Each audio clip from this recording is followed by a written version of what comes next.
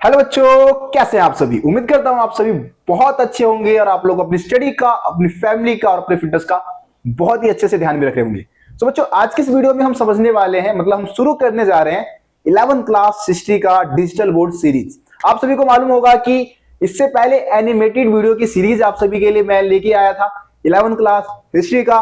बिल्कुल एनिमेशन के माध्यम से पूरा सिलेबस कंप्लीट करवा रखा है, तो हमारी एनिमेटेड वीडियो को भी आप लोग जरूर देखिए, ठीक है जी। अब ये डिजिटल बोर्ड सीरीज में भी हम क्या करने वाले हैं, डिजिटल बोर्ड के माध्यम से आसान सरल भाषा में सभी चैप्टर को समझने वाले हैं, बिल्कुल रापचिक तरीके से, है ना। किसी भी चैप्टर में कोई भी समस्या नहीं आने दूंगा, सारे चैप्टर समझा डालेंगे आपको बिल्कुल आसान और सरल भाषा में। तो आप सभी से रिक्वेस्ट है कि भाई आप सभी ने अभी तक इस चैनल को सब्सक्राइब नहीं किया है तो सब्सक्राइब कर देना। बार बार नहीं कहूंगा, एक बार कह देता हूं, कर लो। नोटिफिकेशन बेल आइकन को दबा देना ताकि सारी वीडियो का नोटिफिकेशन तुम तक सबसे पहले पहुंचे। देखो जी, तो आज की इस वीडियो में हम 11th क्लास हिस्ट्री का जो पहला चैप्टर है जिसका नाम है लेखन कला और शहरी जीवन जी। क्या नाम है चैप्टर का? लेखन कला और शहरी जीवन। इस चैप्टर को हम समझने जा रहे हैं। मैं आप लोगों को एक और जानकारी दे दूं कि इससे पहले 11th क्लास हिस्ट्री में पहला चैप्टर हुआ करता था समय की शुरुआत से, जिसमें हम आदि मानव के इतिहास की पूरी जानकारी लेते थे। आदि मानव किस तरीके से आधुनिक मानव के रूप में परिवर्तित हुए उसके बारे में समझा करते थे। लेकिन भाई सीबीएसई ने क्या किया, एनसीईआरटी से उस सिलेबस को ही उड़ा दिया, सिलेबस को हटा दिया। अब पहला चैप्टर क्या है, लेखन कला और शहरी जीवन, जिसमें हम बात करने वाले हैं इस दुनिया के सबसे प्राचीन सभ्यता के बारे में, मेसोपोटामिया सभ्यता के बारे में, जो कि दुनिया के सबसे प्राचीन सभ्यताओं में से एक है। और मेसोपोटामिया के लोगों ने इस दुनिया को बहुत कुछ दिया है, ठीक है, जिस वजह से उनका इतिहास के पन्नों पे नाम दर्ज किया गया, इतिहास के पन्नों पे नाम लिखा गया है, ठीक है जी। तो देखिए अगले पेज पे हम चलते हैं। अगर आप इस चैप्टर की एनिमेटेड वीडियो को देखेंगे भाई, दो पार्ट्स में आपको इस चैप्टर को मैंने समझाया हुआ है ना, पार्ट 1 और पार्ट 2, ठीक है जी। दोनों ही एनिमेटेड वीडियो को देख सकते हैं और बहुत आसानी से एनिमेशन के माध्यम से फील लेके, क्योंकि इतिहास बहुत सारे बच्चों को लगता है बोरिंग सब्जेक्ट, समझ में नहीं आता, बहुत कुछ ऊपर से निकल जाता है। एनिमेटेड वीडियो को देखोगे सब कुछ सीधा दिमाग में घुसेगा, ठीक है जी। इस वीडियो को देख रहे हो, बहुत अच्छी बात है। देखिए इसके अलावा आप मेरे को इंस्टाग्राम पे भी फॉलो कर सकते हैं, यूजर आईडी है रोशन सा स्टडी पॉइंट के नाम से ही है। और साथ ही साथ आप टेलीग्राम चैनल, हमारे टेलीग्राम चैनल को भी सब्सक्राइब कर लेना। वहां पे भी जाके टेलीग्राम पे भी आपको सर्च करना है क्या, रोशन सा स्टडी पॉइंट, और आप इसको सब्सक्राइब कर लेना। बहुत सारी पीडीएफ आपको यहाँ पे मिल जाएगा। साथ ही साथ इंस्टाग्राम पे अगर आपकी कोई क्वेरी रह जाती है जो कि मैं कमेंट में नहीं रिप्लाई कर पाता, तो इंस्टाग्राम पे आप मेरे से पूछ सकते हैं। इंस्टाग्राम यूजर आईडी क्या है, रोशन सा स्टडी पॉइंट के नाम से ही हमने बनाया हुआ है, ठीक है जी। तो चलिए अब जरा सा इस चैप्टर का इंट्रोडक्शन दे देता हूं, क्योंकि इस चैप्टर में हम दुनिया के सबसे प्राचीन सभ्यता की बात करने वाले हैं। हम मेसोपोटामिया सभ्यता की बात करने वाले हैं। इन्होंने इस विश्व को बहुत कुछ दिया है, लेखन कला, शहरी जीवन, व्यापार का विकास, है ना, ये सारी चीजें मेसोपोटामिया के लोगों की देन है ना। ये एक सभ्यता का नाम है। मेसोपोटामिया क्या है, एक सभ्यता का नाम है, जिसके बारे में हम इस चैप्टर में पढ़ने वाले हैं। तो पहला सवाल बहुत सारे बच्चों के मन में आता है कि भैया ये आखिरकार सभ्यता क्या होता है, सभ्यता से हम क्या समझते हैं। तो देखो, जब हम आदि मानव की बात करते हैं, आगे मैं आपको अभी समझाऊंगा, इसी चैप्टर में समझाऊंगा, इसी पीडीएफ में आपको समझाऊंगा कि स्टार्टिंग में आपको पता है कि आदि मानव जो थे वो सभ्य नहीं थे। वो अच्छे मकानों में नहीं रहते थे, अच्छे वस्त्र नहीं पहनते थे, है ना, एक जगह पे स्थायी रूप से नहीं रहते थे। केले का पत्ता लपेट लिया, एक भाला डाल लिया, हुला लाला कर रहे हैं, इधर उधर भटक रहे हैं, जहां मन किया वहीं पे किसी जानवर को मार दिया, कच्चा मांस खा गए, पकाने नहीं आता था मांस को, है ना। तो आदि मानव सभ्य नहीं थे। धीरे धीरे फिर सभ्यता का विकास होता है ना। तो यहाँ पे हम सभ्यता की परिभाषा को समझते हैं सबसे पहले कि भैया ये आखिरकार सभ्यता का मतलब क्या है, सभ्यता से हम क्या समझते हैं। देखो क्या लिखा है कि सभ्यता शब्द का प्रयोग मानव समाज के एक सकारात्मक, प्रगतिशील और समावेशी विकास को इंगित करता है। इसका मतलब क्या है कि सभ्यता का मतलब क्या है, एक तरीके से सकारात्मक विकास, ठीक है, प्रगति ही क्या है, एक तरीके से सभ्यता है, जिसमें हम क्या बात करते हैं हम। सभ्यता समाज के अक्सर उन्नत कृषि, लंबी दूरी के व्यापार, व्यवसायिक विशेषज्ञता और नगरीकरण आदि की उन्नत स्थिति को दर्शाता है। सभ्यता का मतलब यह है कि जहां पे उन्नत कृषि व्यवस्था हो, उन्नत नगर हो, विकसित नगर हो, है ना, व्यापार के बारे में जानकारी हो वहां के लोगों को, तो तो सारे लोग क्या कहलाएंगे? सभ्य कहलाएंगे। तो सभ्यता का मतलब ही है, सभ्यता का मतलब ये है कि आप एक अच्छी भाषा का इस्तेमाल करते हैं, है ना, आप अच्छे वस्त्र पहनते हैं, ठीक है, आपका लहजा अच्छा है, तो आप सभ्य कहलाते हैं, है ना। अगर कोई असभ्य व्यक्ति, अगर कोई बंदा है जो कि सही लैंग्वेज का इस्तेमाल नहीं करता, वस्त्र सही से नहीं, कपड़े सही से नहीं पहन रखे, है ना, तो उसको हम क्या बोलते हैं? असभ्य बोलते हैं। तो सभ्यता का मतलब ही क्या हो जाएगा? उन्नत नगरीकरण, है ना, उन्नत कृषि व्यवस्था, ठीक है, उन्नत व्यावसायिक व्यवस्था, ये सारी चीजें सभ्यता में आ जाती है। तो उम्मीद करता हूं कि आप सभी सभ्यता का मतलब समझ चुके होंगे, सभ्यता का मतलब क्या होता है। ठीक है जी, चलिए अगले पेज पे बढ़ते हैं। देखो, इस दुनिया में बहुत सारी सभ्यताओं का विकास हुआ, ठीक है, बहुत सारे देश में अलग अलग सभ्यताओं का विकास हुआ। उसके बारे में हम थोड़ा सा बात कर लेते हैं, क्योंकि इस चैप्टर में तो भाई हम मेसोपोटामिया की सभ्यता के बारे में बात करने वाले हैं। आप कल क्लास में जाएंगे तो वहां पे हड़प्पा सभ्यता की बात करेंगे। तो दुनिया में अगर हम प्राचीन सभ्यताओं की बात करें तो मिस्र की सभ्यता आ जाती है। आप लोगों ने मिस्र के पिरामिड जरूर देखा होगा, सुना होगा उनके बारे में, है ना। तो मिस्र की सभ्यता जो है ये एक सभ्यता हो गई, ठीक है। इसके अलावा अगर आप अगली सभ्यता की बात करेंगे तो ये मेसोपोटामिया की सभ्यता है, जिसके बारे में हम इस चैप्टर में बात करने वाले हैं। पहले चैप्टर में हम समझने वाले हैं मेसोपोटामिया की सभ्यता के बारे में, ठीक है। जैसे कि मिस्र की सभ्यता की हम बात करें तो नील नदी के किनारे विकसित हुआ था। मेसोपोटामिया की सभ्यता जो है वो फरात और दजला नदी की सभ्यता कही जाती है। दो नदियों के बीच में इस सभ्यता का विकास हुआ था, ठीक है जी। आगे देखिए, अगले सभ्यता की अगर हम बात करें तो हड़प्पा सभ्यता, ये भी सबसे प्राचीन सभ्यताओं में से एक है। और भारत में इस सभ्यता का विकास किस देश में हुआ था जी? भारत में हुआ था, सिंधु नदी के किनारे, सिंधु घाटी की सभ्यता भी इसको हम कह देते हैं जी, ठीक है जी। आगे बढ़ते हैं, अगले सभ्यता की अगर हम बात करें तो चीनी सभ्यता, चाइना में जिस सभ्यता का विकास हुआ था उसको हम चीनी सभ्यता कह देते हैं, और ये भी दुनिया के सबसे प्राचीन सभ्यताओं में से एक है, ठीक है जी। तो ये कुछ प्राचीन सभ्यताओं के बारे में जानकारी थी। अब देखो, अगर हम वर्ल्ड के मैप को देखें तो वर्ल्ड के मैप में वैसे ये ज्यादा साफ दिख नहीं रहा है, ठीक है, थोड़ा सा ब्लर हो रहा है। एक सेकेंड, मैं इसको ठीक करने की कोशिश करता हूं। इजिप्ट है, इराक, हाँ ठीक है, ठीक है। तो यहां पे अगर आप इस मैप को देखेंगे तो इस जगह पे आपको इजिप्ट दिख जाएगा, ठीक है, अफ्रीका महाद्वीप में, जिसको हिंदी में हम मिस्र बोलते हैं, ठीक है। तो मिस्र में कौन सी सभ्यता का विकास हुआ? मिस्र की सभ्यता का विकास हुआ नील नदी के किनारे। कौन सी नदी जी? नील नदी। ये दुनिया की सबसे लंबी नदी है भाई, नील नदी। नील नदी के किनारे विकसित हुआ था। और उसके बाद अगर हम बात करें मेसोपोटामिया की सभ्यता के बारे में तो इराक में विकसित हुआ था। यहाँ पे वैसे सही से दिख नहीं रहा है, ऊपर की तरफ यही पश्चिमी एशिया का देश है इराक, ठीक है, इस जगह पे। उसके बाद हम अगर बात करें हड़प्पा सभ्यता की तो इंडिया और पाकिस्तान, ठीक है, इंडिया और पाकिस्तान का ये वाला जो भाग है ना, ऊपर वाला भाग, इधर पाकिस्तान का पूरा एरिया, ज्यादातर एरिया पाकिस्तान का था, और हमारा ये उत्तर भारत का और पश्चिम भारत का ये जो आपका गुजरात है, राजस्थान है, इस वाले एरिया में हड़प्पा सभ्यता का विकास हुआ था। और चीनी सभ्यता, आप चाइना की बात करेंगे तो यांगत्सी नदी। कौन सी नदी जी? कौन सी नदी? यांगत्सी। यांगत्सी नदी के आसपास चीनी सभ्यता का विकास देखने को मिलता है। तो उम्मीद करता हूं कि आप सभी कुछ प्राचीन सभ्यताओं के नाम को समझ चुके होंगे और इनके बारे में आप चीजें याद रखेंगे। चलिए जी आगे बढ़ते हैं। तो आप सभी को पता है कि सभ्यता की हम बात कर रहे हैं तो एकदम से इंसान सभ्य नहीं हुए, है ना। आप सभी को पता है कि जो आधुनिक मानव है उसका विकास वानरों से हुआ है, बंदर से हुआ है ना। जब हम वानर थे तब हम चार पैरों के बलों पे चला करते थे। फिर धीरे धीरे हमने दो पैरों के बल पे चलना स्टार्ट किया, ठीक है। दो पैरों के बल पे चलने से क्या हुआ? बहुत सारे बेनिफिट अपने को मिलना स्टार्ट हो गया। दो पैरों के बल पे चलने से हमारे जो हाथ है वो मुक्त हो गए, है ना। पहले हम चार पैरों के बल पे चलते थे, जो हमारे हाथ है वो मुक्त नहीं थे, हम हाथ का भी इस्तेमाल करते थे चलने के लिए। लेकिन दो पैरों के बल पे चलने से बहुत ज्यादा फायदा हुआ हमें। एक तो हम दूर तक देख सकते थे, अपने हाथों का इस्तेमाल कर सकते थे नई नई चीजों को बनाने के लिए, ठीक है। तो दो पैरों के बल पे चलने से क्या हुआ कि हाथ हमारे मुक्त हो गए। अब इस हाथ से हम आधुनिक हथियार वगैरह बना सकते थे, ठीक है। धीरे धीरे हमारे मस्तिष्क में भी बहुत सारे विकास देखने को मिल रहा था, जिस वजह से हमारा दिमाग भी ज्यादा अच्छे से काम करने लगा, है ना। अब दो पैरों के बल पर चलने से और क्या क्या परिवर्तन हुआ देखिए आगे। हमने बहुत सारे हथियार बनाए, हमने आग का आविष्कार किया, है ना। आग का आविष्कार कैसे हुआ आप सभी को पता है। ये भाले जैसे हथियार बनाए जिससे कि हम जानवरों का शिकार आसानी से कर सकते थे।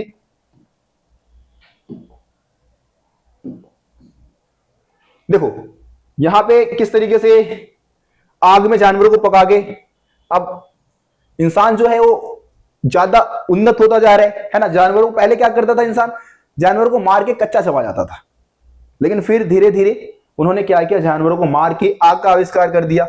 आग के आविष्कार से बहुत सारे फायदे हुए। पके हुए मांस को खाया जा सकता था, पके हुए मांस को खाने से उसको जल्दी पचा सकते थे, है ना। ठीक है, प्रोटीन ज्यादा मिल सकता था इसमें। चलिए जी, फिर धीरे धीरे इंसान ने क्या किया, खेती वगैरह का विकास करना स्टार्ट कर दिया। ये देखो यहाँ पे खेत हमने दिखा रखे हैं। तो इंसान ने क्या किया, जब खेती करना शुरू किया, जब औजार बनाए, तो औजार के माध्यम से वो क्या कर सकते थे, खेती कर सकते थे। अब खेती करेंगे तो खेती करने के लिए जरूरी होगा कि वो एक जगह स्थायी रूप से भी रहेंगे, क्योंकि खेती भाई एक दिन का तो काम है नहीं। पहले क्या था, जानवरों को मार दिया, एक जगह पे मारा, अगले दिन कहीं और जगह पे मार रहे, कहीं और जगह पे शिकार करने चले गए। तो शिकार तो भाई अलग ही काम था। लेकिन अगर खेती का विकास हुआ है तो इसके लिए जरूरी है कि आप एक जगह पे परमानेंट कम से कम एक सीजन तो रहेंगे, एक सीजन 2 सीजन जब तक आप रहना चाहते रहेंगे। तो खेती से क्या हुआ कि लोगों ने खेतों के आसपास घर बना के रहना शुरू कर दिया। और एक चीज, एक लॉजिक और लगाओ कि भैया खेती उसी जगह पे करोगे जहां पानी मिलेगा, और पानी कहां मिलेगा, जिस नदी के आसपास मिलेगा। तो लोगों ने ज्यादातर जो स्टार्टिंग में जो अपने घर बसाने शुरू किए वो किसी ना किसी नदी के आसपास बसाने शुरू कर दिए। ठीक है जी, वहां पे खेती करना आसान था क्योंकि सिंचाई के लिए पानी मिल जाएगा। खेती के लिए पानी तो चाहिए भाई, तो आसानी से यहाँ पे खेतों के लिए पानी मिल सकता था। तो इसीलिए वो नदी के आसपास स्थायी रूप से रहने लग गए। अब रहने लग गए तो भाई धीरे धीरे उन्होंने क्या किया जी, धीरे धीरे उन्होंने घर बनाने स्टार्ट कर दी, घरों में रहना स्टार्ट कर दिया, है ना। ये घर टाटियों के बने हुए थे या कच्चे मकान थे। ठीक है, अब देखो इसमें भी वही चीज दिखा रखा है, स्थायी रूप से एक जगह बस के एक जगह रुक के रह रहे हैं। ठीक है जी, फिर धीरे धीरे क्या हुआ, टेक्नोलॉजी का विकास हुआ, बहुत सारे उन्होंने औजार बनाए, है ना। खेती के नए नए तौर तरीके ढूंढने स्टार्ट कर दिए, है ना। इस तरीके से विकास क्रमिक रूप से होता रहा। और ज्यादा डेवलपमेंट आप देखेंगे इस चित्र में, और ज्यादा डेवलपमेंट हो रहा है। फिर तो भाई ये देखिए ऐसे विशालकाय शानदार शहरों का विकास देखने को मिलता है ना। तो इससे क्या समझ में आता है कि इंसान का जो जीवन है वो क्रमिक रूप से विकसित हुआ, और हर समय कुछ ना कुछ उन्होंने अपने जीवन में परिवर्तन लाया, और मतलब गतिशील परिवर्तन होता रहा। ठीक है जी, बस तो ये इंट्रोडक्शन था। अब हम चलेंगे अपने चैप्टर की पीपीटी में और एक एक करके सभी चीजों को हम समझना स्टार्ट करेंगे। ठीक है जी, चलिए फिर अपनी पीपीटी को ओपन करते हैं और चीजों को समझना शुरू करते हैं।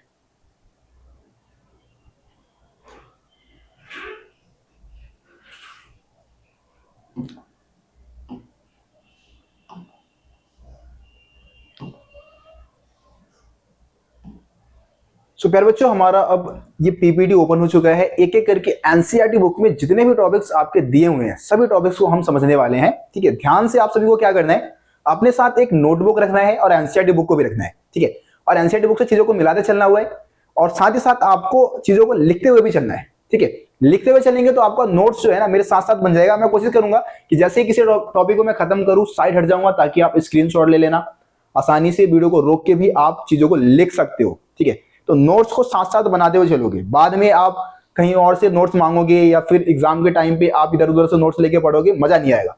आपके खुद के बने हुए नोट्स जो होंगे ना वो बहुत ज्यादा बेनिफिट करेगा आप लोगों को, है ना, एग्जाम के टाइम पे। तो नोट्स को साथ साथ बनाते हुए चलना है। चलिए जी फिर स्टार्ट करते हैं।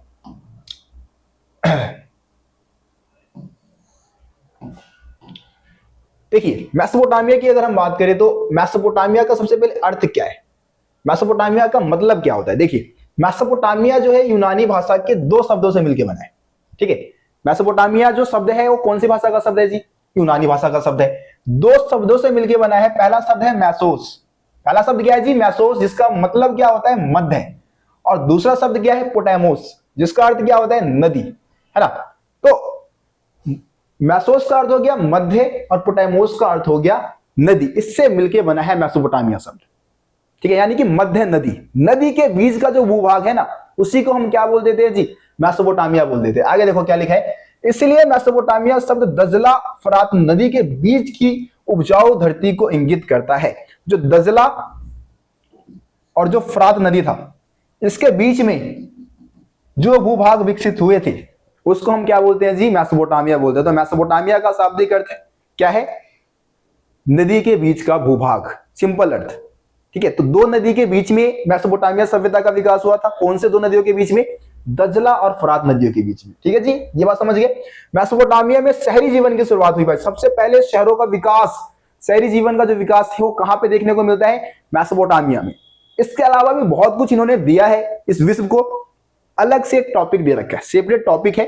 जब वो टॉपिक आएगा तब मैं आपको अच्छे से समझाऊंगा क्या क्या मेसोपोटामिया के लोगों ने इस विश्व को दिया है। आखिर क्यों हम मेसोपोटामिया सभ्यता के बारे में, वहां के लोगों के बारे में 11वीं क्लास के हिस्ट्री में पढ़ रहे हैं। ठीक है जी, आपको बहुत अच्छे से समझाऊंगा मैं।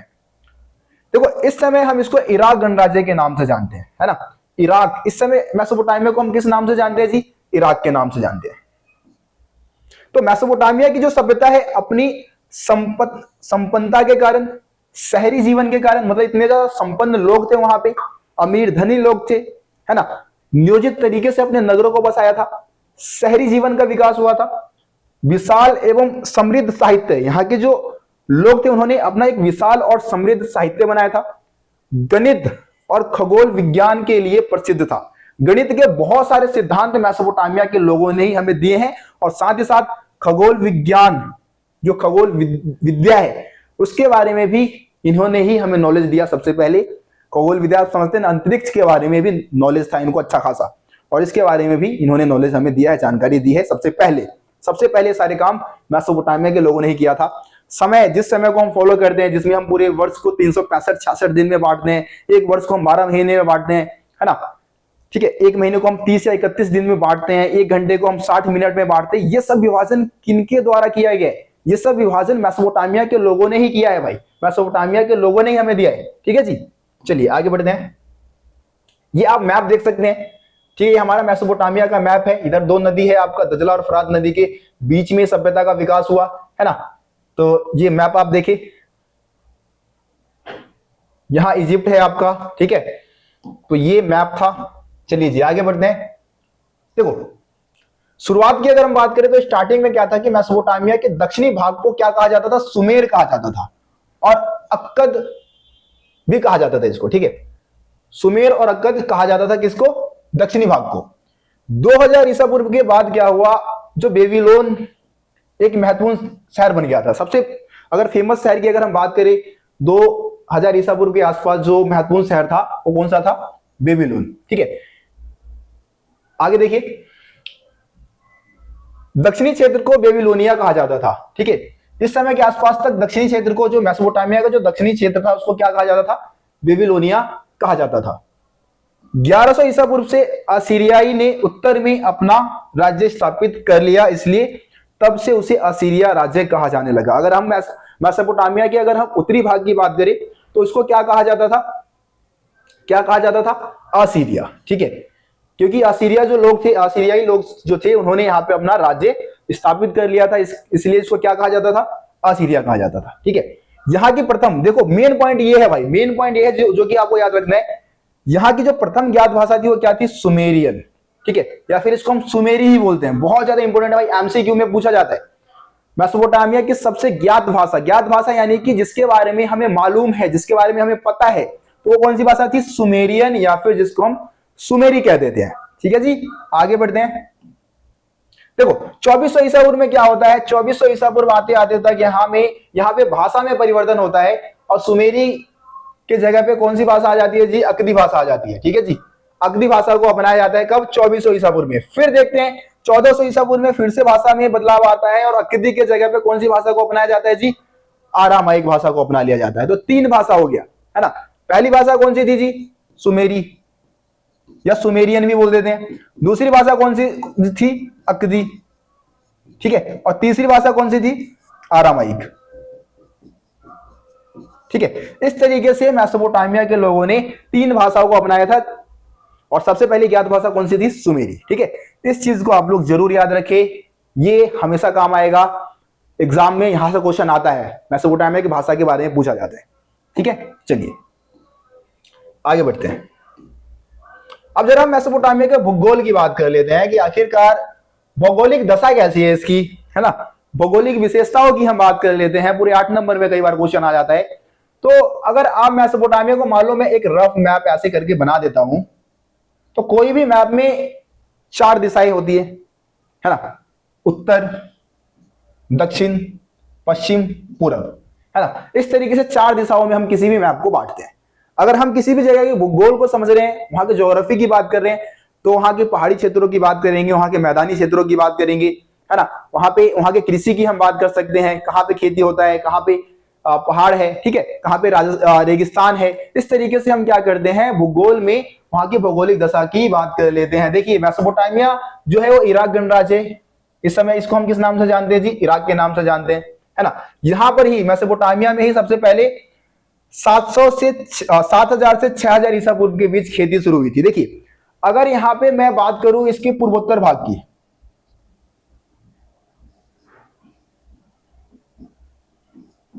ठीक है, ये कौन सा भाग हो जाएगा जी, पूर्वोत्तर भाग। पूर्वोत्तर का मतलब क्या है कि पूर्व में भी है और उत्तर में भी, तो इसलिए इसको हम कौन सा भाग बोलेंगे जी, पूर्वोत्तर। पूर्वोत्तर भाग के बारे में यहाँ पे ज्यादा लिखा नहीं है, लेकिन मैं अलग से आपको समझा रहा हूं। इसके पूर्वोत्तर भाग की क्या खासियत थी। पूर्वोत्तर भाग जो है यहाँ पे हरे भरे ऊंचे नीचे घास के मैदान है, बहुत ही सुंदर। इस पॉइंट को लिख लेना भाई, अपने नोटबुक में लिख लो। यहाँ पे पॉइंट ऐड नहीं किया है, माफी चाहूंगा उसके लिए। मैं आपको बता रहा हूं कि पूर्वोत्तर भाग में क्या थे, हरे भरे और ऊंचे नीचे घास के मैदान थे। और ये जो पूरा एरिया था ना, वो सुंदर पहाड़ियों से घिरा हुआ था। किससे घिरा हुआ था जी, सुंदर पहाड़ियों से। इन पहाड़ियों से क्या निकलता था जी, बहुत सारी जलधाराएं निकलती थी। क्या निकलती थी, बहुत सारी जलधाराएं, ठीक है। और यहां पे खेती के लिए पर्याप्त वर्षा भी हो जाती थी। जो पूर्वोत्तर भाग है वहां पे खेती के लिए अच्छी वर्षा भी हो जाती थी। इस वजह से यहां पे ही सबसे पहले मेसोपोटामिया के पूर्वोत्तर भाग में ही सबसे पहले खेती हुई थी जी। सबसे पहले खेती की शुरुआत मेसोपोटामिया के पूर्वोत्तर भाग में ही हुई। कब, तो यहां पे आपका समय काल बता रखा है, 7000 से 6000 ईसा पूर्व के बीच में खेती की शुरुआत हुई थी, ठीक है जी। अगर बच्चों को ईसा पूर्व और ईसवी में अंतर नहीं मालूम, सर्च कर लेना ईसा पूर्व और ईसवी में अंतर बाय रोशन शाह, वीडियो मेरी आ जाएगी, देख लेना ईसा पूर्व और ईसवी में क्या अंतर है, आसानी से समझ लेना, ताकि 11th क्लास 12th क्लास या फिर आप ग्रेजुएशन में जाएंगे, कहीं भी आपको डेट को लेकर, ईसा पूर्व और ईसवी को लेकर कोई भी समस्या आपको ना सताए, ठीक है जी। देखो ये तो पूर्वोत्तर भाग के बारे में मैंने बता दिया। अब इसके उत्तर भाग की बात कर लेते हैं। उत्तरी भाग जो है वो ऊंची भूमि है, और ये यहाँ पे क्या है, बहुत सारे स्टेपिस घास का मैदान है, ठीक है जी।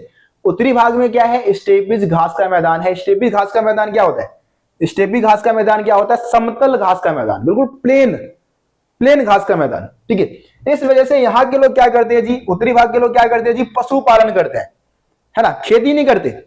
घास के मैदान है, खेती के लिए क्यों मेहनत करें जी, पशुपालन कर लेंगे, आसानी से क्या मिल जाएगा जी, पशुओं को चारा मिल जाएगा, है ना, खाने के लिए चारे आसानी से मिल सकते थे। तो इसलिए यहाँ के लोग, उत्तर भाग के लोग क्या करते थे, पशुपालन। चलिए जी पूर्वी भाग की बात कर लेते हैं इसके। तो पूर्वी भाग में बहती है दजला नदी। कौन सी नदी, दजला नदी। कौन से भाग में जी, पूर्वी भाग में, ठीक है। और ये जो है ईरान में जाने के लिए एक महत्वपूर्ण नदी है, एक सहायक नदी है ना, जो कि ईरान के पहाड़ी प्रदेशों में आसानी से इसके माध्यम से जाया जा सकता है। कौन सी नदी के माध्यम से, दजला नदी के माध्यम से। तो एक परिवहन का एक बढ़िया साधन माना जाता है किसको, दजला नदी को। कहां जाने के लिए जी, ईरान में जाने के लिए। आगे बढ़ते हैं। अब मेसोपोटामिया का जो सबसे महत्वपूर्ण भाग है वो है दक्षिणी भाग, ठीक है। अगर हम इसके साउथ एरिया की अगर हम बात करें, दक्षिणी भाग की बात करेंगे, तो ये क्या है, रेगिस्तानी है भाई, रेगिस्तानी एरिया है, रेगिस्तान है। लेकिन सबसे पहले शहरी जीवन और लेखन कला की शुरुआत मेसोपोटामिया के दक्षिणी भाग में ही देखने को मिल जाता है, ठीक है। सबसे पहले यहीं पे लेखन कला और शहरी जीवन की शुरुआत हुई। इसके पीछे क्या रीजन है उसको हम समझते हैं। तो देखो होता क्या है कि जो दजला और फरात नदी है ना, अपने साथ मतलब अपनी जलधाराओं के साथ, क्योंकि दजला और फरात नदी जो है इसी दिशा में बहती है, दक्षिणी दिशा में ही बहती है, ठीक है। और अपनी जलधाराओं के साथ क्या लेके आती है जी, उपजाऊ मिट्टी, बहुत ज्यादा उपजाऊ मिट्टी, जिससे क्या है कि ये जमीनें उपजाऊ हो गई। और इस वजह से उपजाऊ जमीन में खेती की जा सकती है।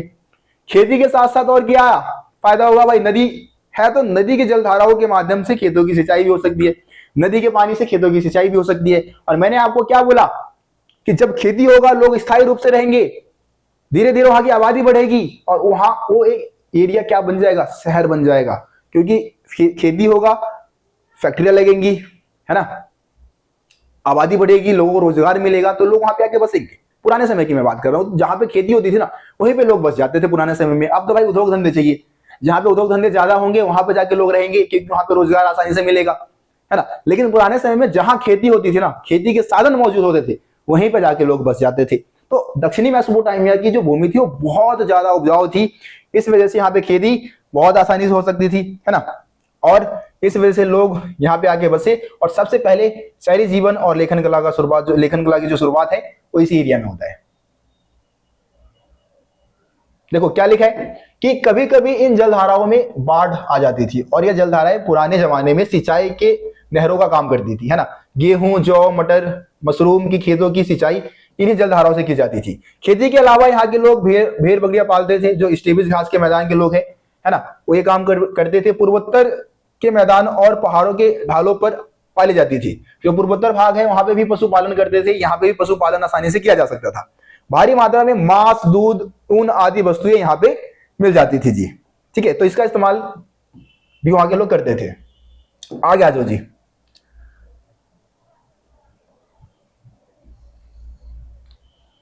अगला टॉपिक क्या है हमारा, शहरीकरण का महत्व। जैसे कि एनसीईआरटी बुक में आप देखेंगे, एनसीईआरटी बुक में हुबहू ऐसा ही टॉपिक आपको दिया हुआ है। जिस तरीके से आपको मैं पढ़ा रहा हूं उसी तरीके से एनसीईआरटी बुक में आपको सारे टॉपिक्स देखने को मिल जाएंगे। कुछ भी अलग से नहीं बता रहा, सब कुछ एनसीईआरटी बुक से ही बता रहा हूं, है ना। तो एनसीईआरटी बुक को भाई अपने साथ रखे और चीजों को लिखते हुए भी चले। ठीक है, तो शहरीकरण के महत्व में हम क्या जानने वाले, शहरीकरण के महत्व में हम दो चीजें जानने वाले। एक तो भैया शहरीकरण के लिए सबसे ज्यादा महत्वपूर्ण होता है श्रम विभाजन।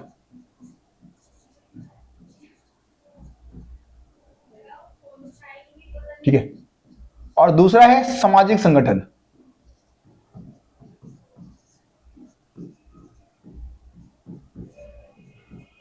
ठीक है, श्रम विभाजन और सामाजिक संगठन, इन दो चीजों के बारे में इस टॉपिक में समझाया गया है। आप पूरे टॉपिक को पढ़ेंगे, यही दो चीजें सामने निकल के आ जाएगा। शहरीकरण के महत्व में सबसे ज्यादा जरूरी होती है श्रम विभाजन की। अगर किसी भी एरिया में शहरों का विकास हो रहा है ना, तो उसमें श्रम विभाजन का सबसे ज्यादा योगदान रहता है।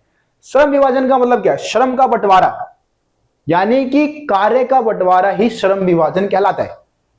अब देखो शहरों में आप देखोगे कि कोई एक, अगर मैं कह दूं कि सिर्फ खेती की वजह से शहरों का विकास हो रहा है तो ये पूरी तरीके से गलत हो जाएगा।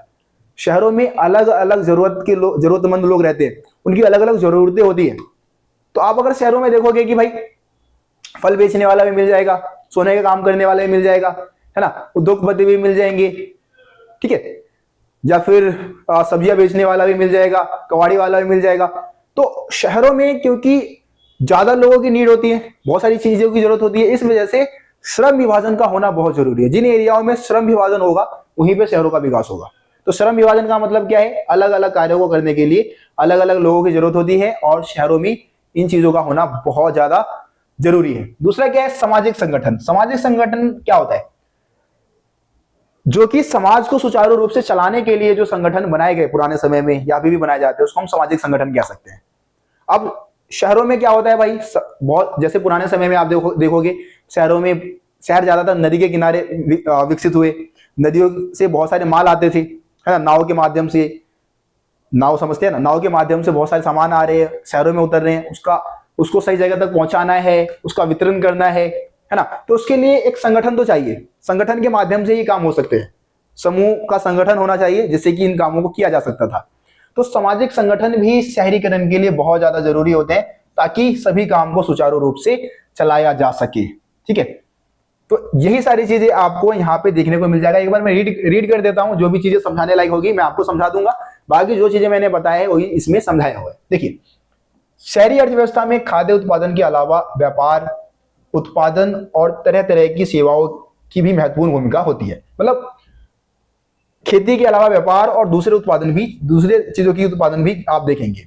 नगर के लोग आत्मनिर्भर नहीं होते हैं, उन्हें नगर या गांव के अन्य लोगों द्वारा उत्पन्न वस्तुओं या दी जाने वाली सेवाओं के लिए उन पर निर्भर होना पड़ता है। मतलब मैंने क्या बोला कि शहर के लोगों को दूसरे के ऊपर निर्भर रहना पड़ता है, या नगर के लोगों को सेवा दे रहे या फिर गांव के लोग उन सेवाओं को दे रहे हैं, है ना, उनमें आपस में बराबर लेन देन होते रहते हैं।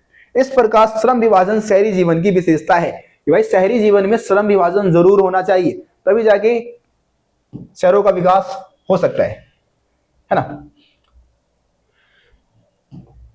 देखो शहरी विनिर्माताओं, अरे यार, शहरी विनिर्माताओं के लिए ईंधन, धातु, विभिन्न प्रकार के पत्थर, लकड़ियां आदि जरूरतें की जो चीजें हैं वो अलग अलग जगह से मंगाई जाती है ना।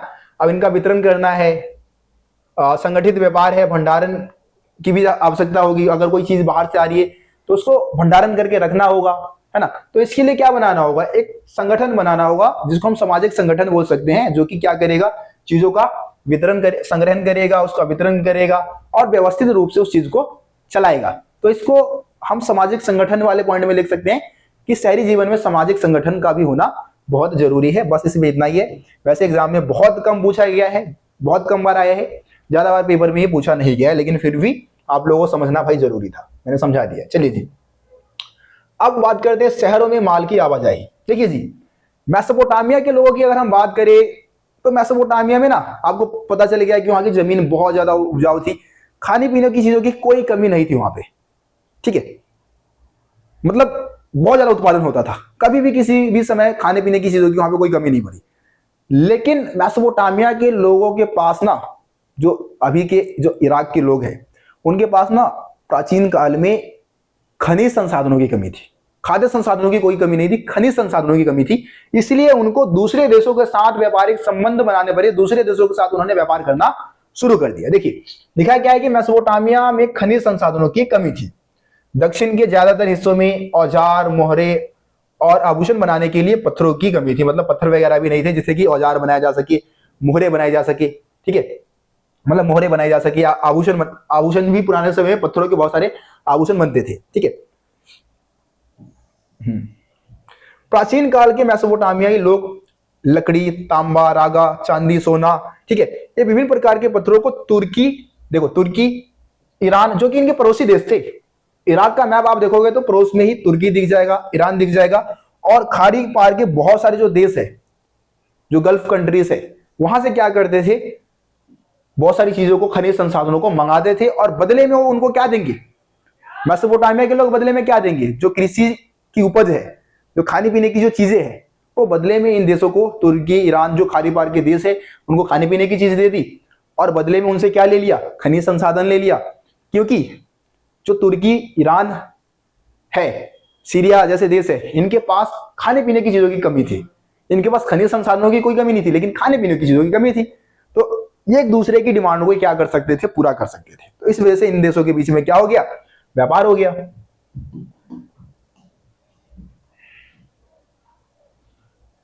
देखो दक्षिणी मेसोपोटामिया के लोगों ने ऐसे संगठन स्थापित करने की शुरुआत की जो सामाजिक संगठन हो, है ना, और जो विदेशी अभियानों और विनिमय को निर्देशित करे। मतलब ऐसे संगठन उन्होंने बनाए जो कि दूसरे देशों के साथ जो व्यापार होगा उसके जो भी नियम वगैरह है वो बनाए, सारी चीजों को संचालित करे। शिल्प व्यापार और सेवाओं के अलावा कुशल परिवहन व्यवस्था भी शहरी विकास के लिए अत्यंत महत्वपूर्ण होते हैं। देखो शहरी जीवन के लिए बहुत ज्यादा जरूरी होता है कि परिवहन व्यवस्था अच्छी हो, वो चाहे नदी मार्ग से हो या फिर स्थल मार्ग से हो, है ना। इसीलिए मेसोपोटामिया के लोगों ने भी अपने परिवहन मार्ग को बहुत अच्छा कर रखा था और इस पे बहुत ज्यादा पैसे उन्होंने खर्च किए थे, ठीक है।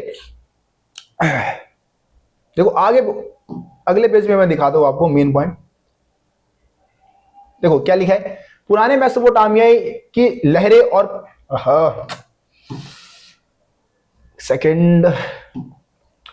पुराने मेसोपोटामिया की लहरें और प्राकृतिक जलधाराएं छोटी बड़ी बस्तियों के बीच माल के परिवहन का अच्छा मार्ग भी था। जो नदियों की छोटी छोटी जलधाराएं थी वो क्या करती थी, नाव के लिए एक बढ़िया साधन था जिससे कि वो नाव के माध्यम से सामान को दूसरे नगरों तक, दूसरे जगह तक पहुंचा सकते थे। और इसमें सबसे महत्वपूर्ण जो व्यापारिक मार्ग था वो फरात नदी में था, है ना।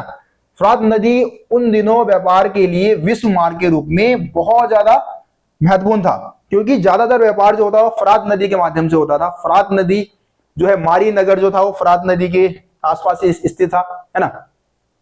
और इस वजह से क्या था कि आपको पता होगा कि अगर स्थल मार्ग से व्यापार कर रहे हो तो ज्यादा महंगा होता है, लेकिन जल मार्ग से आप अगर व्यापार कर रहे हो, जल मार्ग से सामान को लेके जा रहे हो तो ज्यादा सस्ता होगा। कैसे? तो मान लो कि जल मार्ग से अगर हम सामान को लेके जा रहे हैं ना, तो जल धाराओं के साथ अपने आप जो नाव है वो चलते रहेंगी। जो चप्पू होता है, चप्पू को चलाओ तो नाव अपने आप भागेंगे, कोई मतलब ईंधन की या फिर किसी प्रकार की हमें चारे की जरूरत नहीं होगी। लेकिन अगर हम स्थल मार्ग, मान लो प्राचीन समय काल की हम बात करें, उस समय भाई कार, हवाई जहाज वगैरह तो होते नहीं थे, उस समय बैलगाड़ी का इस्तेमाल होता था। अब बैलगाड़ी के लिए सबसे पहले बैल चाहिए, बैल को भूख लगेगा, उसको चारे खिलाने होंगे, तो खर्चा आ जाएगा। तो स्थल मार्ग उस समय खर्चीला था, जल मार्ग सस्ता था, इसीलिए पुराने समय में ज्यादातर लोग व्यापार करने के लिए, सामान को लाने ले जाने के लिए, लाने ले जाने के लिए जल मार्ग का इस्तेमाल करते थे। जहां पे जल मार्ग की सेवा नहीं होती थी वहां पे फिर स्थल मार्ग ही यूज करना पड़ेगा, जाहिर सी बात है ना जी। तो इसको भी आप लोग समझ चुके होंगे। चलिए जी, अब हम आगे बढ़ते हैं। मोस्ट इंपोर्टेंट क्वेश्चन 8 नंबर में, 4 नंबर में, 3 नंबर में आता ही है भाई ये क्वेश्चन, लेखन कला का विकास। बहुत ही ज्यादा इंपोर्टेंट है कि मेसोपोटामिया, देखो मेसोपोटामिया के लोगों की सबसे बड़ी जो देन है वो लेखन कला ही है, लिखने की कला, है ना। आपको पता है कि इंसान जो है, जो हम आदि मानव की बात करते तो वो लिखना नहीं जानते थे, लेकिन फिर जब सभ्यता का विकास हुआ फिर उन्होंने लिखना भी शुरू किया, अपने इतिहास को लिखा, अपने द्वारा जो भी चीजें उन्होंने बनाया उसको लिखना शुरू कर दिया। ठीक है जी। तो सबसे पहले लेखन कला का जो शुरुआत है, लेखन कला की जो शुरुआत है वो कहां के लोगों ने किया था जी? मेसोपोटामिया के लोगों ने किया था। किस तरीके से लिखते थे, लिखने का तरीका क्या था, उसके बारे में हम बात करने वाले हैं इस टॉपिक में। देखिए जी, तो मेसोपोटामिया की जो सबसे पहली जो पट्टिका मिली है, सबसे पहली पट्टिका, पट्टिका का मतलब भी समझाऊंगा क्या होता है, बहुत सारे बच्चों को समझ में नहीं आ रहा होगा। तो जो सबसे पहली जो पट्टिका मिली है वो कब की है? 3200 ईसा पूर्व की है। ठीक है, 3200 ईसा पूर्व की। चलो एक टास्क देता हूं आप सभी को जिसको पूरा करना है। अभी हम 2024 में है, मैं जब ये वीडियो बना रहा हूं 2024 ईस्वी में है। ठीक है, 2024 ईस्वी में है, और मेसोपोटामिया से जो सबसे पुरानी पट्टिका मिली है वो 3200 ईसा पूर्व की है ना। यानी कि ये इस बात को इंडिकेट करता है कि 3200 ईसा पूर्व पहले उन्होंने लिखना शुरू किया था। तो आपको पता करना है कि अभी हम 2024 में हैं और 3200 ईसा पूर्व में उन्होंने लेखन कार्य शुरू किया। तो आज से कितने साल पहले उन्होंने लेखन कार्य शुरू किया, ये आपको कमेंट में बताना है। ये काम आप सभी के लिए है। ठीक है, हिसाब लगाओ और आंसर बताओ। मैं ये चेक करना चाहता हूं कि क्या हमारे बच्चों को ईसा पूर्व और ईस्वी में क्या अंतर होता है वो मालूम है कि नहीं।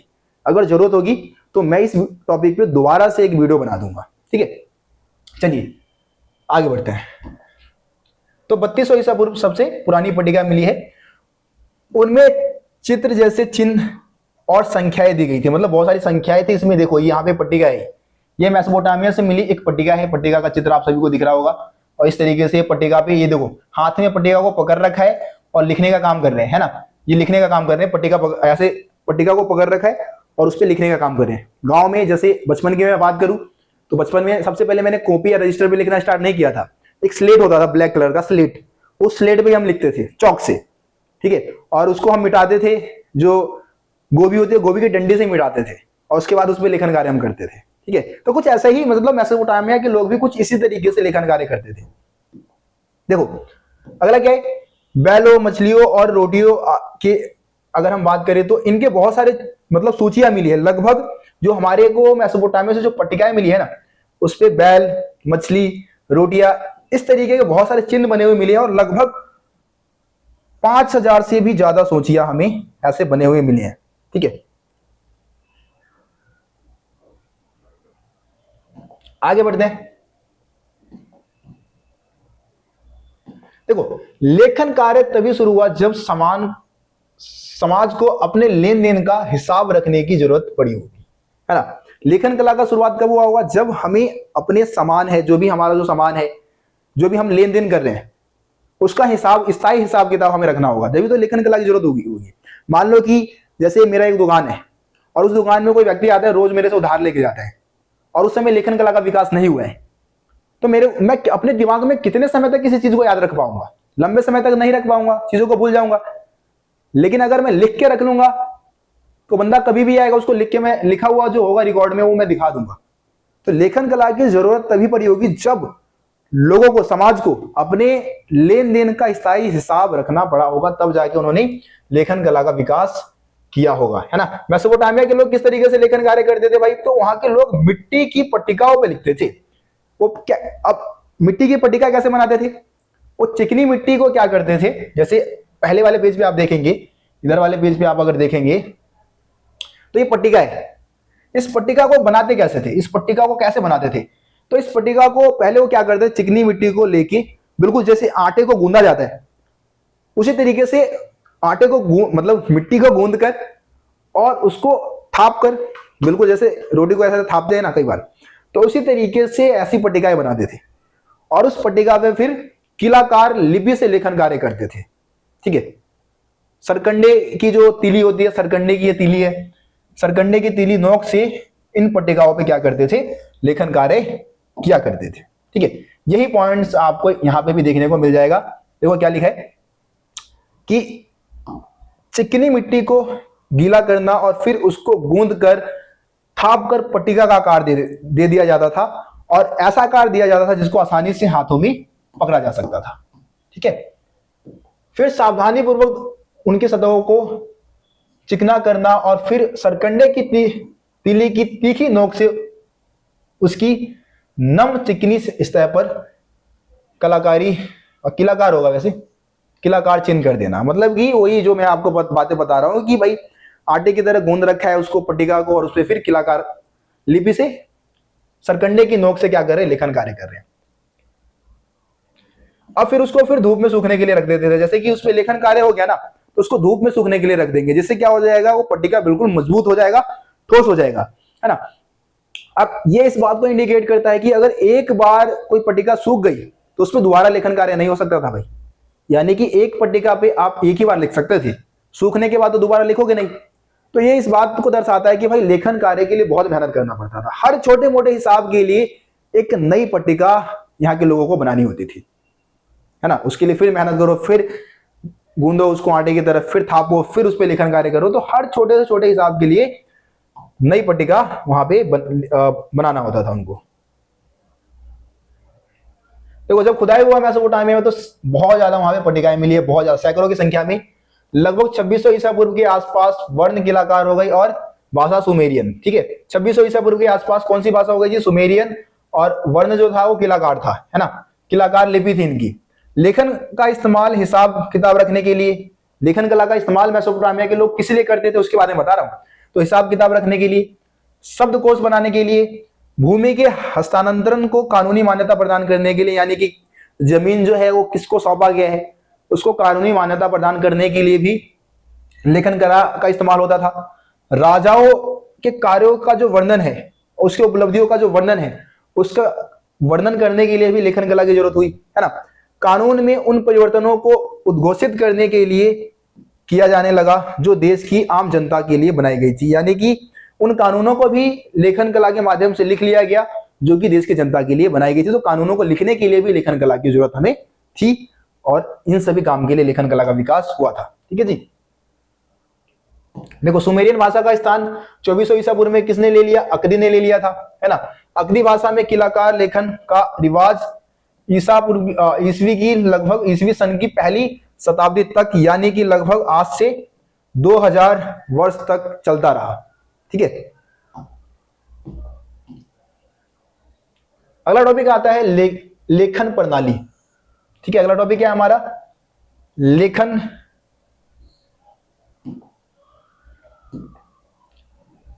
प्रणाली। देखिए किलाकार या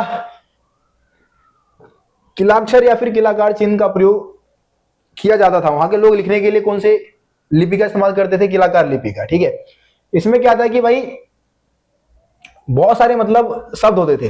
ठीक है, बहुत सारे शब्दों को सीखना पड़ता था, सैकड़ों चिन्ह सीखने पड़ते थे। जो मेसोपोटामिया के जो लिपिक होते थे, लिपिक यानी कि जो लिखना चाह रहे हैं, जो लिखने वाले हैं, उनको सैकड़ों चिन्ह सीखने पड़ते थे। ठीक है, और फिर उसको गीली पट्टिका पर सूखने से पहले लेखन कार्य करना पड़ता था। लेखन कार्य के लिए बहुत कुशलता की जरूरत होती थी, है ना, आवश्यकता से ज्यादा कुशलता की जरूरत होती है। मतलब ये बहुत ज्यादा महत्वपूर्ण काम समझा जाता था और इसको सीखना सभी लोगों के बस की बात नहीं थी, बहुत आसान काम नहीं था ये। ठीक है,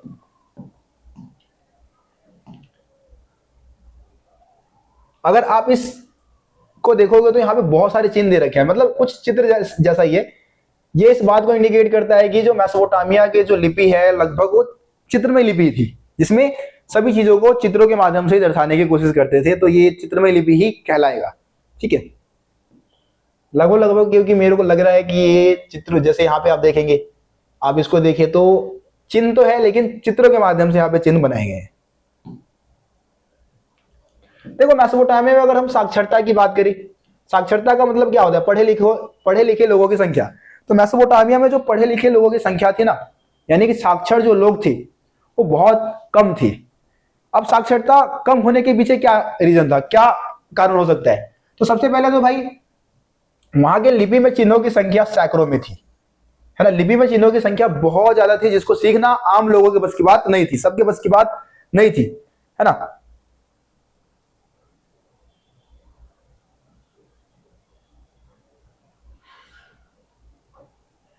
बस देखो, साक्षरता कम होने के पीछे पहला रीजन तो ये था कि वहां की लिपि में एक तो चिन्हों की संख्या बहुत ज्यादा थी, और दूसरा रीजन ये था कि अगर कोई भी नई पट्टिका बनाई जा रही है ना, मतलब कोई भी नया हिसाब किताब लिखना है, तो उसके लिए एक नई पट्टिका बनानी पड़ेगी। और पट्टिका बनाना भी आसान नहीं था। पट्टिका के लिए आपको फिर से मिट्टी को गूंदना होगा, उसको थापना होगा, फिर उस पर लेखन कार्य करना होगा, फिर उसको सूखने के लिए रखना होगा। तो ये बहुत मुश्किल काम था, और इससे समझ में आता है कि वहां पे सभी लोग लिखने पढ़ने में सक्षम नहीं थे, क्योंकि ये एक कठिन काम था। ठीक है, इसमें इतना ही बताना था आपको। देखो अगला है लेखन का प्रयोग। इस टॉपिक में हम समझने वाले हैं कि आखिरकार लेखन कला की शुरुआत किन वजह से हुआ होगा। ठीक है, इसमें एक स्टोरी बता रखा है, और इस स्टोरी के माध्यम से आपको समझा रखा है कि किस लिए लेखन कला की जरूरत होगी। मैं आपको ये स्टोरी सुना देता हूं, आप इसको खुद पढ़ लेना। ठीक है, इस टॉपिक को पढ़ने का काम आप खुद करेंगे, मैं आपको बस स्टोरी सुना देता हूं। तो देखो, इसमें हम बात करने वाले हैं एनमरकर की। एनमरकर क्या है? एक राजा है। कहां का राजा है जी? उरुक का राजा है। ठीक है, ठीक है, तो कहां का राजा है? उरुक का राजा है। अब इसको इसने क्या किया? एक मंदिर को सजाने के लिए उसको बहुत सारे लाजवर्द मणि चाहिए, उसको धातु चाहिए, सुंदर धातुओं की जरूरत है, सोने चांदी की जरूरत है ना। तो एनमरकर क्या करता है? अपने एक दूत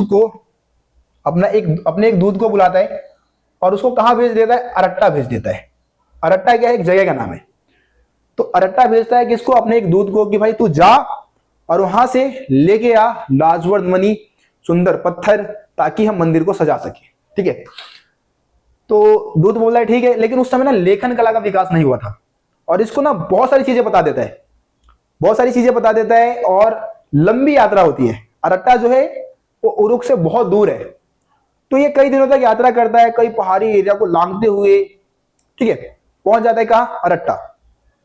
अरट्टा पहुंचते ही वहां के मुखिया से मिलता है, और मिलते सब कुछ भूल जाता है। उसको कुछ भी याद नहीं रहता कि भाई एनमरकर ने क्या बोला है, सब भूल गया वो। ये दोबारा जाता है, जो दूध है वो दोबारा आता है एनमरकर के पास, और वो बताता है कि भाई भूल गया मैं सब कुछ, मेरे को कुछ भी याद नहीं था। तो एनमरकर दोबारा भेजता है उसको कि भाई तू दोबारा जा और लेके आ, फौरन लेके आ, मेरे को जल्दी मंदिर का काम करवाना है। तो फिर जाता है दूत, फिर से वही काम करता है, बहुत सारे पहाड़ी एरिया को पार करते हुए, लंबा सफर करते हुए कहां पहुंचता है? अरट्टा पहुंच जाता है। अरट्टा पहुंचते ही दोबारा से सब गोल कर दिया उसने। फिर दोबारा आता है कहां? उरुक आता है। एनमरकर से बोलता है फिर भूल गया भाई मैं तो। एनमरकर को आ जाता है गुस्सा, वो एक चिकनी मिट्टी की पट्टिका बनाता है, और उस पर चिन्ह बना देता है, मतलब कुछ लिख देता है, और लिखकर दूध को मतलब दे देता है। दूध फिर अरट्टा जाता है, और वो पट्टिका दिखाता है वहां के मुखिया को, अरट्टा के मुखिया को। मुखिया पट्टिका को देखता है और समझ जाता है कि इसको क्या चाहिए। तो ऐसा माना जाता है कि इसी स्टोरी से मतलब लेखन कला की शुरुआत हुई होगी। कहीं ना कहीं राजा महाराजाओं ने सबसे पहले लिखने के जो काम है वो किया होगा, कुछ ऐसा अनुमान लगाया जाता है इस स्टोरी के माध्यम से। ठीक है जी, तो ये एनमरकर और उसके दूत और अरट्टा की स्टोरी थी। उम्मीद करता हूं आपको समझ में आ गया होगा। इसको आप चाहे तो रीड कर सकते हैं, खुद से रीड कर सकते हैं। यही सारी चीजें इसमें देखने को मिलेगी जो मैंने आपको बताया है। ठीक है जी, तो ये आज के इस वीडियो को हम यहीं पे समाप्त करते हैं। लगभग आप समझ लो कि 50% के आसपास हमारा चैप्टर खत्म ही हो चुका है। ठीक है, बाकी के टॉपिक हम अगले वीडियो में समझेंगे, तो अगले वीडियो का आप सभी इंतजार करें। वीडियो पसंद आया तो लाइक जरूर कर देना, ताकि यूट्यूब को लगे कि हाँ भाई इस वीडियो में दम है, और इस चैनल पे अच्छा कंटेंट दिया जाता है ताकि हमारी वीडियो को यूट्यूब और प्रमोट करे, और अपने कम से कम 4, 5, 10 दोस्तों को भाई वीडियो को शेयर भी कर देना। इस चैनल के बारे में बता देना कि इस चैनल पे किस तरीके से बेहतर कंटेंट आपको प्रोवाइड कराया जाता है आर्ट्स स्ट्रीम के स्टूडेंट्स के लिए। ठीक है जी, उम्मीद करता हूं कि आप लोगों को वीडियो पसंद आया होगा। बस आज की इस वीडियो में इतना ही, मिलते हैं आप सभी से अगली वीडियो में। तब तक के लिए जय हिंद, जय भारत। आप सभी अपना ख्याल रखिए, धन्यवाद।